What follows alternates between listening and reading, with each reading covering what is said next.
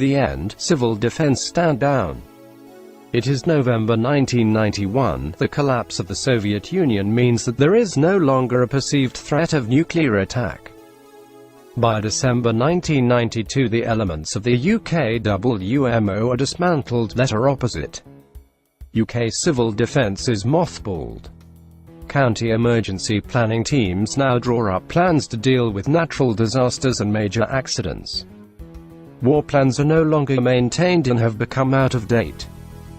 The ROC posts have been sold off, as have the buffer depots, and the nuclear bunkers have either been demolished or simply left to run into disrepair.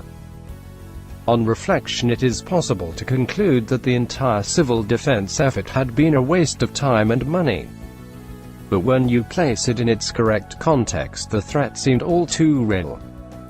If those war plans would have been sufficient or even able to offer any kind of assistance is for readers to decide based upon what is contained within this series of videos.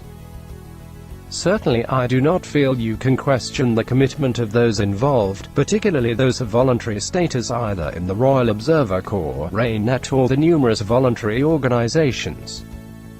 It is now 2002, there are still major powers with nuclear weapons, others trying to acquire them, and in particular, Indian and Pakistani nuclear arsenals on a hair trigger pointed against each other. Indeed, the events of September 11, 2001 in New York and Washington mean that the threat against the UK has not disappeared, it has simply changed in nature.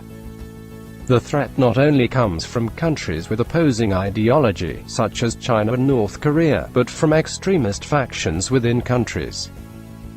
When you consider the war on terror may draw the UK into conflict with other countries who, it is claimed, sponsored terrorism both in Israel and across Europe, it is perhaps a sobering thought to consider we have no wartime civil defense plans at all.